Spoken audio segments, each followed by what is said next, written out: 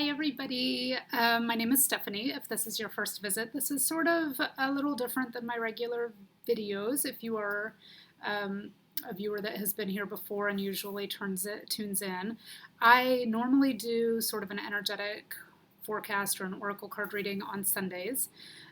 This video stems from getting a lot of questions recently. I do personal readings, and one of the biggest questions is, I want a reading. I just don't know what I want. And I'm happy to provide guidance for people. It's one of my favorite things to do, but yeah, I think it's also great for people to have their own knowledge and be able to make their own decisions. So I decided to make this hopefully brief video to explain my understanding of what the differences are between tarot readings, oracle card readings, intuitive/psychic readings, and Akashic Records readings, all of which I do. So this is sort of my frame of reference. I know there are other types of readings. A lot of people do astrological readings and combine those with card readings, but these are just the things that I have knowledge of. So that's what I want to talk about today. So let's start with tarot, and I would not call myself a tarot reader. I do use tarot sometimes, but I don't consider myself an expert in it. I started out about 12 years ago reading oracle cards, and that's what I have stuck with for the most part when I do card readings. I do love the structure and the symbolism of some tarot, so I do find it helpful for certain readings and certain questions, certain issues, certain topics. So I will bring it in as necessary. Generally, a tarot deck will have 78 cards. It's more of a set structure than an oracle card deck will be. It's great for sort of building your life story or seeing how things have unfolded and will continue to unfold. In a tarot deck, you will have 4 different suits. Generally, you'll have your cups, which represent emotions and water. You'll have your pentacles, which are earth energy and physicality. You'll have your swords, which are air and your intellect, and then you'll have your wands, which are fire and creative energy. So those kind of make up the 4 main suits. And then you have your minor arcana and your major arcana, and your major arcana goes from 0, which is the Fool, to 21, which is the World, and it's sort of like tracing your path. So, you start out as a new soul and you end up with completion of the lesson you are working on, is how I see it. And there's, these cards in between. And to me, that major arcana represents like our major life lessons and the things we came here as a soul to learn. The minor arcana are sort of the immediate lessons or things we're working on right now, or lessons we need to learn to further our soul's growth. So that's how I see tarot and how I use tarot. Oracle cards, much less set structure. Generally 44 cards to a deck. These decks can be about anything you can imagine. If you can think it up, there is an oracle card deck that has been created for it, I assure you. Whether you want to work with ocean energy, fairy energy, unicorn energy, whatever energy you are drawn to, there will be an oracle deck you can connect with. They are much more open to interpretation. Every deck is different. There's no set structure. You're not going to have the suits. You're not going to have the minor and major arcana. It's just going to be usually dependent on what the creator of the deck wanted to express. So I have a couple here to show you.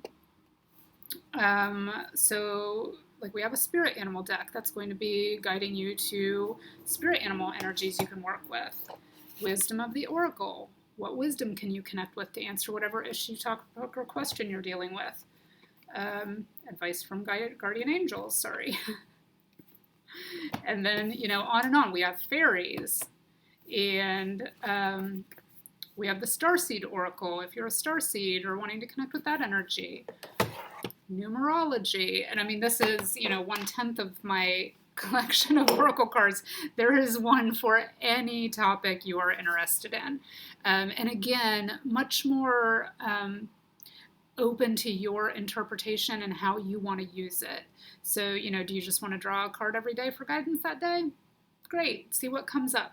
And you obviously can do that with tarot as well. And I do have my simple tarot deck here just so I can show you kind of like that's a minor arcana, the Six of Pentacles. So Six of Pentacles representing earth and physicality would be like giving or receiving help, or being generous. And then you have the World. Let's just look at that one. That's a major arcana. So that would be the completion of a cycle. What's one of the lessons your soul came here to work on, or one of your life lessons that you came here to work on? That's going to mean you're nearing completion of that successfully. So that's how we would use a tarot deck, or how I would use a tarot deck. Oracle cards much more open to interpretation. And then we have intuitive readings, or what I call intuitive readings. Other people might refer to those as psychic readings, or general readings, or intuitive guidance. And those could be with or without tools, is my interpretation of an intuitive reading. So I might just use my intuition for a client. I might be guided using my intuition to grab a couple tarot cards or pull from a specific oracle card deck. During an intuitive reading, I follow my intuition as far as if tools need to be used and what those tools would be. So many times during one, I'll be kind of channeling information, which is another thing that can be an intuitive process. And say the channeled information guides me to draw from a specific oracle card deck, then I would incorporate that guidance. Also, divination, like this pendulum, which is my favorite pendulum. And I use it. If you've had a reading with me and it's been a yes or no question, this is what I use to get that answer.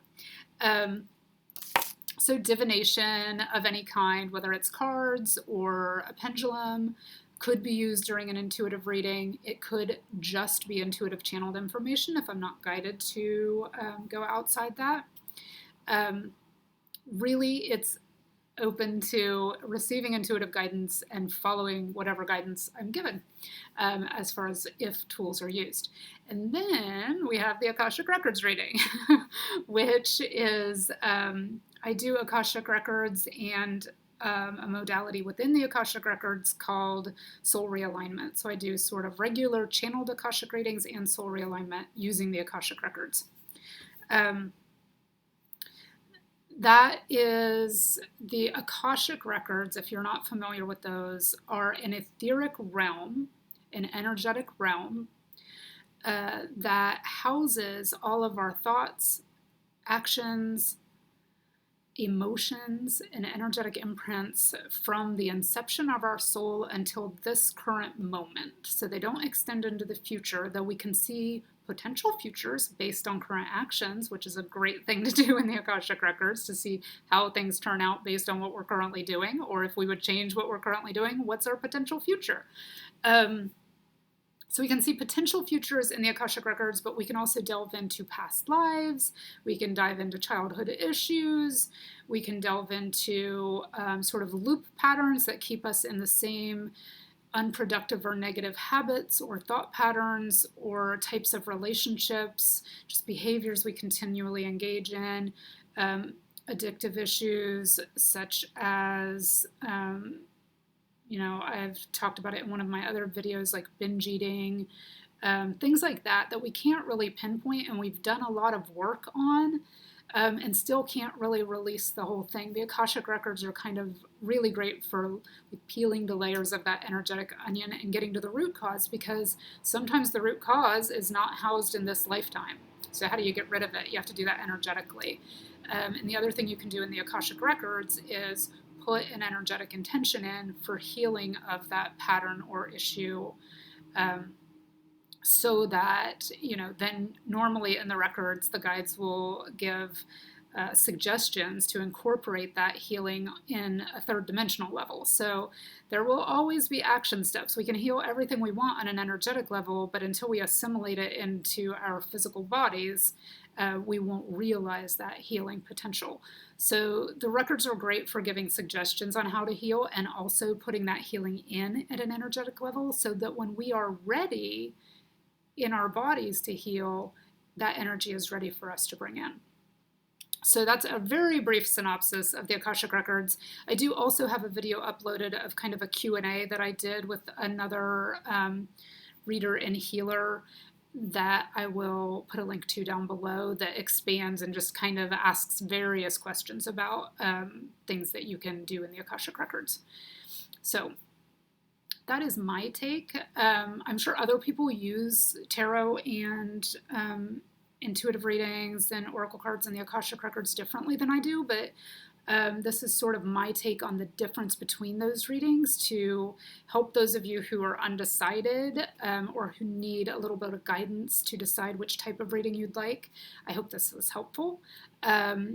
Personal readings can always be purchased through my website, which is just my name, it's stephanietingle.com, or through my Etsy store, which I will link down below.